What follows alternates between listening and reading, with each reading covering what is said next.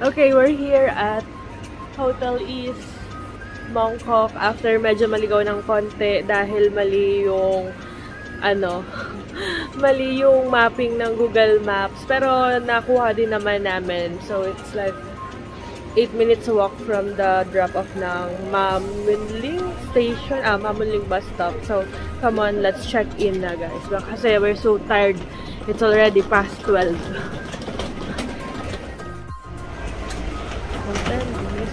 Pool.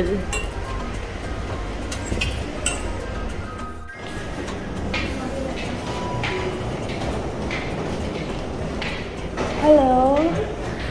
Late check-in. One floor? Okay, thank you. Yes, ma.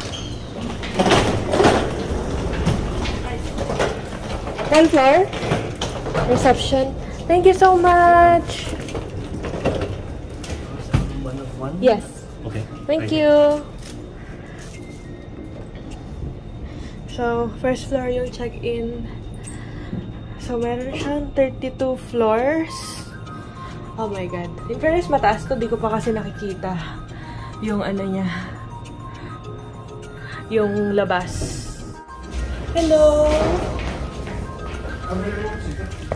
One. Under Mendoza.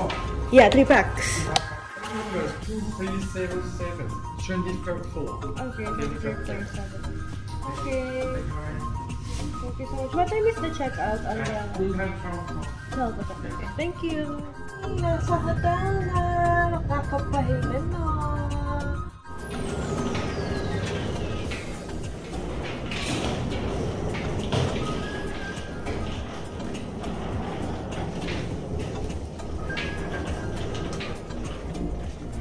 Kaduluhan pala tayo.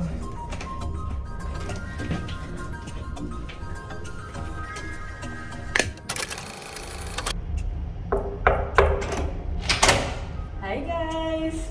Welcome to my room. Come on in. It's just a small room here in Hotel East Mongkok. Well, standard Hong Kong type, pero bigger na siya compared dun sa mga makikita nyong box type talaga dun sa mga normal tourist hotel or hostels dito sa Hong Kong. Well, the name of the hotel is Hotel East in Mongkok. Marami din naman siyang branch. Meron sa Chuen Wan, meron din sa iba pang lugar. Basically, yung mga comfortable amenities lang din naman yung nandito. Especially, bed. Ito yung bed niya. Bukas sasabihin ko sa inyo kung comfortable ba. Kasi kakarating lang namin. As you can see, we just settled our luggage around the area. So, tatlo kami nung mom ko and nung sister ko. So, ito yung nakikita ko parang pinaka-okay for 3 person. Kasi yung family room nila nung time na nag-book ako, sold out na. Mura na siya nung na-book ko. Siguro around nasa 3,000 to 4,000 siya per night pag weekdays. Pero kapag weekend, sobrang mahal, like doble. So, I suggest na mag-book kayo ng weekdays and mas maaga dun sa date na pupuntahan nyo.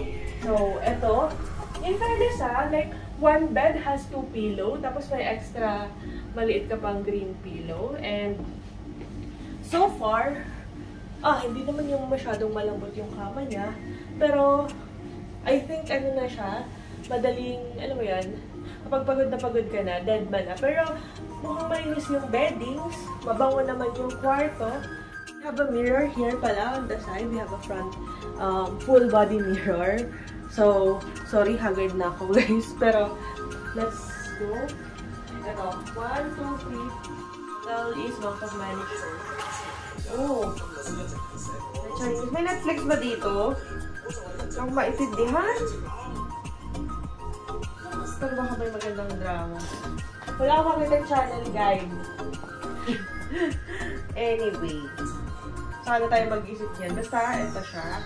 Tingnan lang natin yung frontera niya. Ayan. Hotel East Mongkok managed by Tangs. Ito yung niya. 60 Portland Street, Mongkok. Ito yung building na to.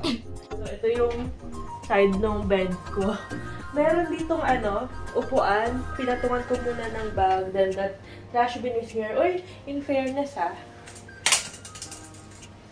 merong, what's this? Hair dryer, may blower, hulog. Ano ba to? Nahulog na to ha. Dati na itong ganyan. Hindi ko pa ito nagagamit. Pero ganyan na siya.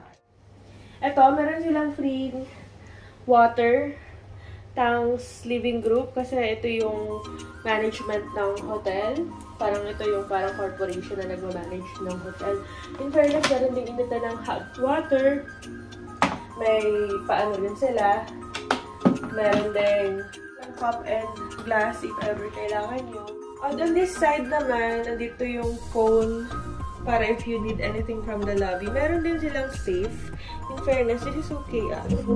Oh. You can put your laptop here, valuables, money, jewelries. Gana ba?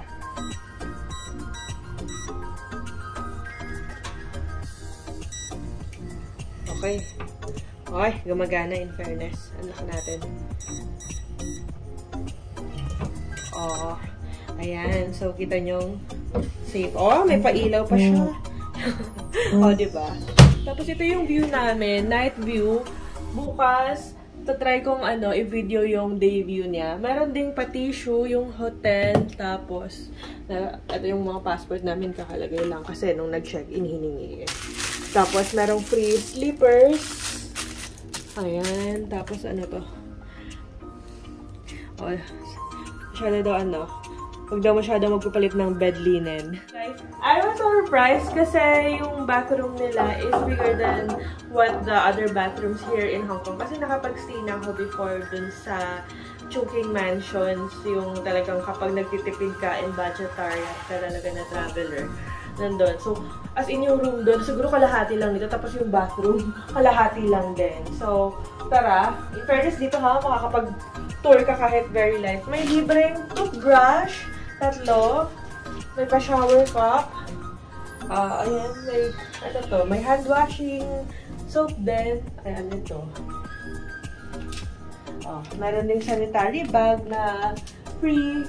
Tapos, in fairness, clean towels. Yung ibang hotels, wala. Tapos, ito, shampoo/body wash. Ayan. May shampoo and body wash na rin siya. Tapos, in fairness, hindi ko lang alam kung may hot shower to. Ay, meron! May hot and cold shower siya. So, that's perfect. So, excited na akong mag-clean up and sleep. Ayun. Very okay. Malinis yung CR. That's all I can say. Nandito rin yung mirror. Very, very cute na round mirror. And of course, yung toilet bowl, walang bidet. Dito sa Hong Kong kasi hindi uso yung mga bidet. Tapos, dito we have, headlights. Ayan. Sabitan din pala doon ng mga, damit. Pwede ka magsabit ng mga quotes mo doon.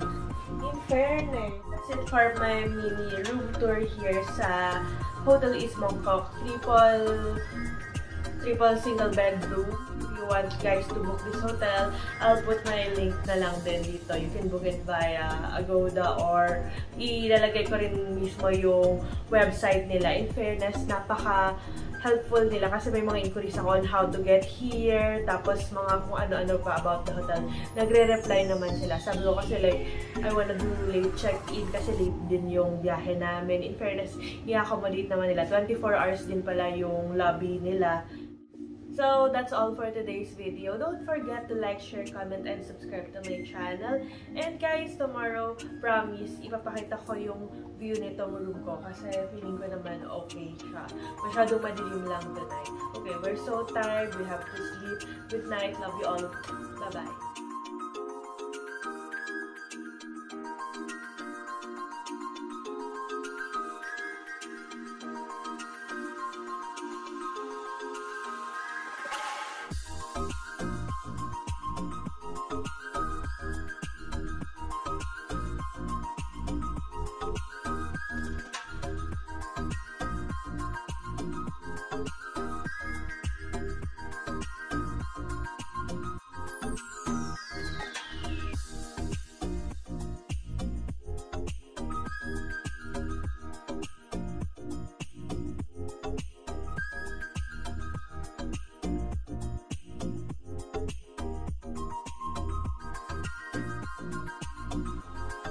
Ito yung view ng room namin pag morning. So, nothing special naman. We are on the 23rd floor. Building yung makikita. Ayan. Andun yung YMCA, Hong Kong Chartered Office. Tapos, ayan, oh. Okay na din. Kasi mas mataas ka, mas malayo sa ingay. Ayan. So, yun lang. Diba? Para hindi umano yung kanilang cortina. Ganyan siya. Oh, very bright.